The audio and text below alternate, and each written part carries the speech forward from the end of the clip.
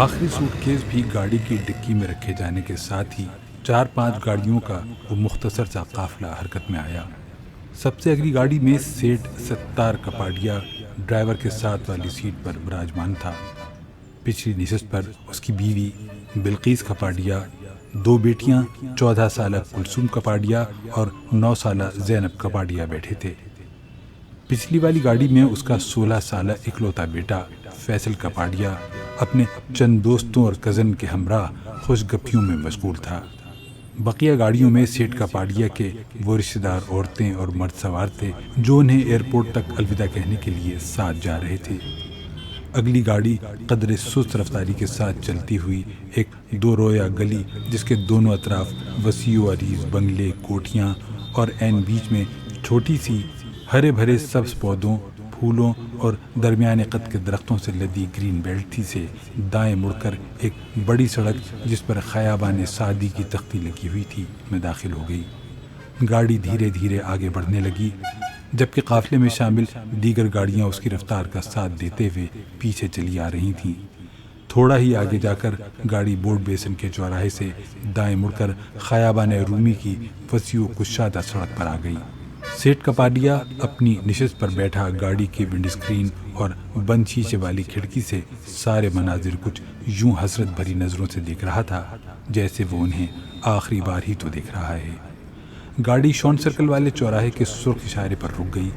اچانک سیٹھ کپاڈیا کی نظریں چوراہے کے پار عین بائیں جانب والے کونے پر قائم دین آرکیڈ کی چھت پر لگے اشتہاری بورڈ پر پڑی جس پر کسی تنظیم کی جانب سے حضرت علامہ اقبال کا یہ شعر لکھا ہوا تھا: وائے ناکامی متائے کارواں جاتا رہا، کارواں کے دل سے احساس زیاں جاتا رہا۔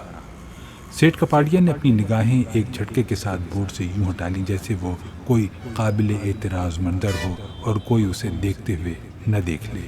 اس نے چور نگاہوں سے گاڑی کے ونڈ اسکرین سے باہر دیکھ کر مکمل انہماک سے گاڑی چلاتے ڈرائیور کی جانب دیکھ کر یہ تسلی بھی کر لی کہ کہیں اس نے اسے وہ شعر پڑھتے ہوئے دیکھ تو نہیں لیا۔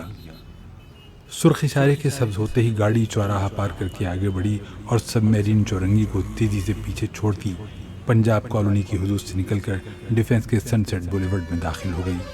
سیٹھ کپاڈیا ان سب سڑکوں، پوش دکانوں، شاپنگ سینٹروں، مالز، چوراہوں اور ان پر نصب یادگاروں کو یوں دیکھ رہا تھا جیسے ان سب کو اپنی آنکھوں میں بھر لینا چاہتا ہو۔ سوچ بھی یہی رہا تھا کہ وہ صرف ان مناظر کو ہی نہیں، اپنے پیارے شہر کراچی ہی کو اپنی آنکھوں میں بسا لینا چاہتا تھا۔ کراچی جہاں وہ پیدا ہوا، جس کے گلی کوچوں میں کھیل کود کر وہ بچپن کی سرحدوں کو پھلانگ کر لڑکپن کی حدود میں داخل ہوا، جس شہر نے اس کے لڑکپن کی ہر وہ اٹکھیلیاں دیکھیں جو اس عمر کا خاصہ ہوا کرتی ہیں۔ اس نے اسی شہر میں اپنی تعلیم مکمل کرنے کے ساتھ ساتھ لڑکپن ہی سے میمن مسجد کے عقبی علاقے کاغذی بازار کی کپڑا مارکیٹ میں قائم اپنے والد کی سوتی کپڑے کی دکان میں ان کے ساتھ بیٹھنا شروع کیا۔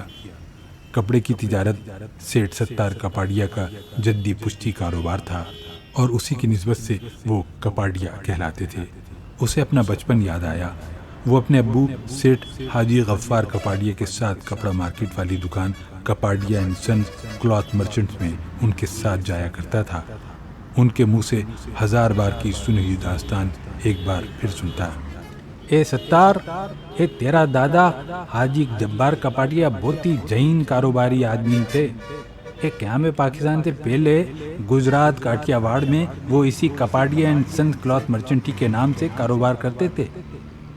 ایک خود میری پیدائش بھی کاٹیا واڑ کی ہے۔ اے ستار، تم ہماری کپاڈیا فیملی کے وہ پہلے فرد ہو جس کی پیدائش پاکستان میں ہوئی ہے، اور تم بڑے خوش نصیب ہو جو پیدائشی پاکستانی ہو۔ ننھے ستار کو خوب پتہ ہوتا تھا کہ اب ابو دادا کے پاکستان آنے کا قصہ بھی ضرور چھیڑیں گے، اور ایسا ہی ہوتا۔ اس کے ابو دور خلاؤں میں گھورتے ہوئے وہ ساری کہانی کچھ یوں سناتے جیسے وہ خلا میں نہیں گھور رہے ہیں بلکہ کسی نظر نہ آنے والے سنیما کی اسکرین سے دیکھ کر یہ سارا واقعہ سنا رہے ہوں۔ ہر بار سارا واقعہ حرف بحرف وہی ہوتا جو ننھا ستار اپنے ہوش سنبھالتے ہی سنتے آیا تھا۔ اے میرے ابو بہت ہی ذہین آدمی تھے۔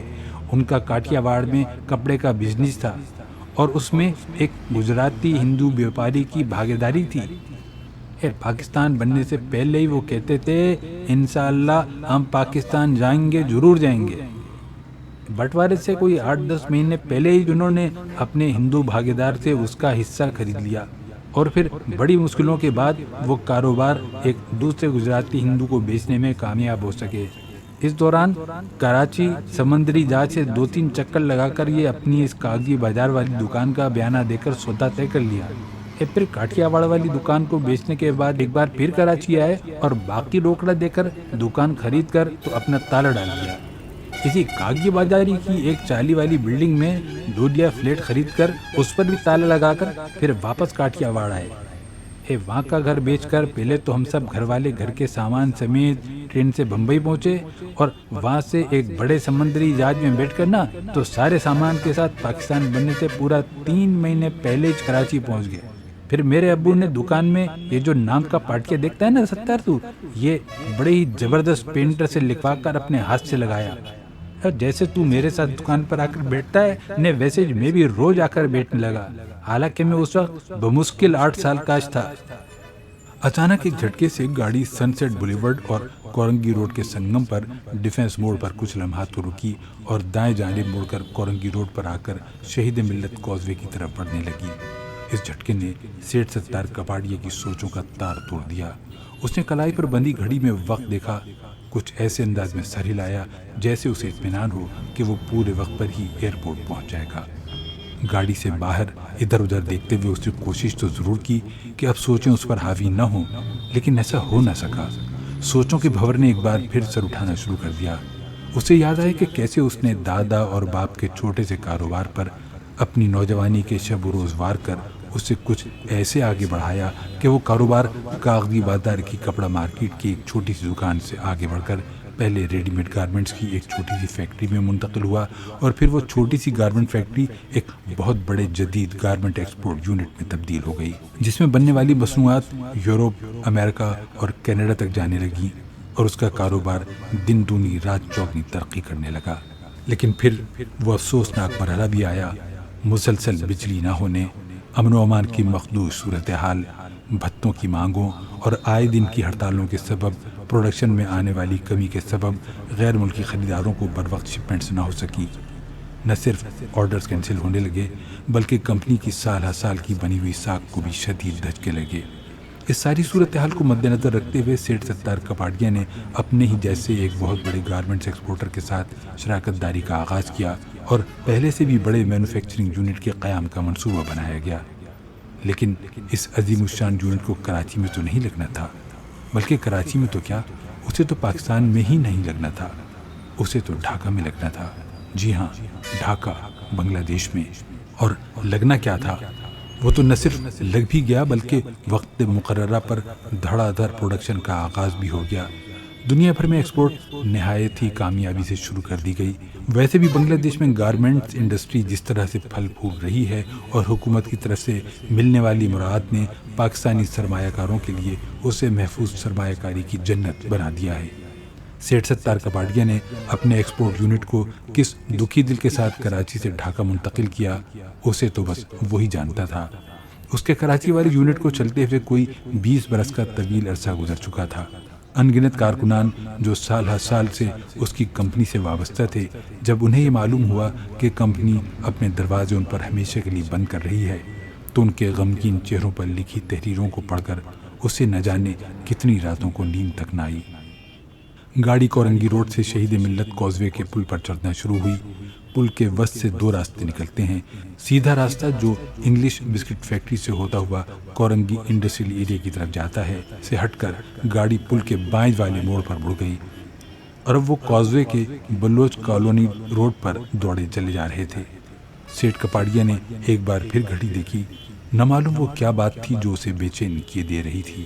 اس کا کاروباری شراکت دار محسن علی خان تو ڈھاکہ والی فیکٹری کے شروع ہوتے ہی اپنے پورے خاندان کے ہمراہ مستقل طور پر ڈھاکہ ہی منتقل ہو گیا تھا، اور مسلسل اسے بھی سمجھا رہا تھا کہ ملک بطور خاص کراچی کے حالات کو مد نظر رکھتے ہوئے وہ بھی اپنے سارے خاندان کے ساتھ ڈھاکہ ہی منتقل ہو جائے، لیکن ہمیشہ یہ کہہ کر صاف انکار کر دیتا کہ میں نے کراچی کی برے حالات کے سبب اپنا کاروبار تو ضرور ڈھاکہ منتقل کیا ہے، لیکن ابھی حالات اتنے بھی خراب نہیں ہوئے کہ میں اپنا شہر، اپنا ملک چھوڑ کر ڈھاکہ ہی منتقل ہو جاؤں۔